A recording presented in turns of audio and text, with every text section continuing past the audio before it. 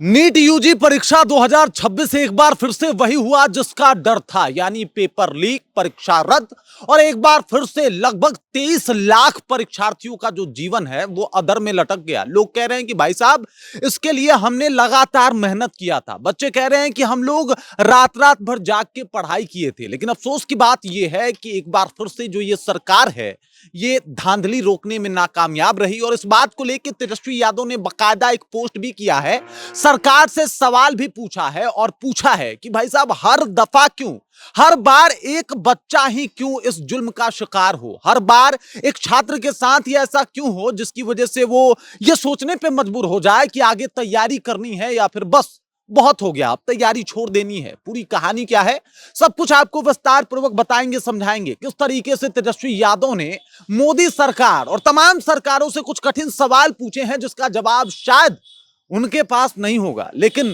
कुछ ये जो सवाल हैं ये बच्चों का दिल भी है कि साहब ऐसे सवाल तो होने चाहिए, कम से कम ये सवाल का जवाब तो दें ताकि पता चले कि बच्चों का दुख क्या है। पूरी जानकारी आपको बताएंगे क्या कुछ हुआ है, इन सब कुछ बातों से आपको रूबरू भी कराएंगे। लेकिन उससे पहले मेरा परिचय जान लीजिए। मेरा नाम है रजत और आप जनता जंक्शन देख रहे हैं। आपको बता दूं कि एक बार फिर से जो 3 मई को एग्जाम हुआ था यूजी नीट का, वो जो है वो कैंसिल कर दिया गया और कैंसिल करने का कारण दिया गया कि पेपर लीक हो गए। कई जगहों पे जो है वो 100 से अधिक क्वेश्चन गेस पेपर में एकदम से बिल्कुल सही पाए गए। और अगर बिहार की बात की जाए तो यहां पे कुछ लोग पकड़े गए जिन लोगों ने 60-60 लाख रुपए में सीटों की डील कर रखी थी। अब देख लीजिए स्थिति यह है कि तेजस्वी यादव ने बाकायदा एक पोस्ट किया है। पोस्ट में लिखा है कि पेपर लीक के कारण 2026 की परीक्षा रद्द कर दी गई है। 23 लाख छात्रों के भविष्य से एक बार फिर से खिलवाड़ किया गया है। बिहार और देश में पेपर लीक का अंतहीन सिलसिला खत्म होने का नाम ही नहीं ले रहा है। क्या भाजपा की सरकार में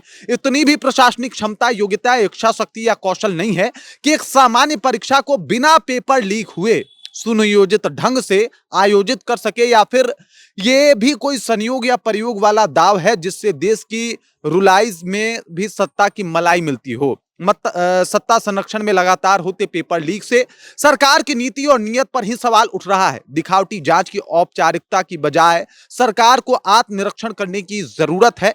खुद से यह सवाल करने की जरूरत है कि क्या हम देश के साथ सही कर रहे हैं। अब जब 23 लाख छात्र पुनः परीक्षा देंगे, दोबारा देश भर के विभिन्न 552 शहरों के सैकड़ों परीक्षा केंद्रों पर जाएंगे, तब कितने लाख लीटर पेट्रोल, डीजल, तेल बंदी की बर्बादी होगी, जरा बता दीजिए। अब तो ये फिर से छात्र जाएंगे ना, फिर से बच्चे जाएंगे, एग्जाम देंगे। आपने बोला है कि भाई साहब उसी जो आपने आवेदन दिया था उसी आवेदन पे काम हो जाएगा, अलग से एडमिट कार्ड जो है वो आपको दिया जाएगा। लेकिन इन सब में बर्बादी कितने की होगी किसी ने विचार किया है? मोदी जी आते हैं, एकदम से इमोशनल भाषण देते हैं, कहते हैं कि साहब आप लोग टेंशन मत लीजिए, पेट्रोल डीजल जो है उसका यूज कम कर दीजिए, मेट्रो से जाइए, तमाम तरीके की आप बातें बोलते हैं।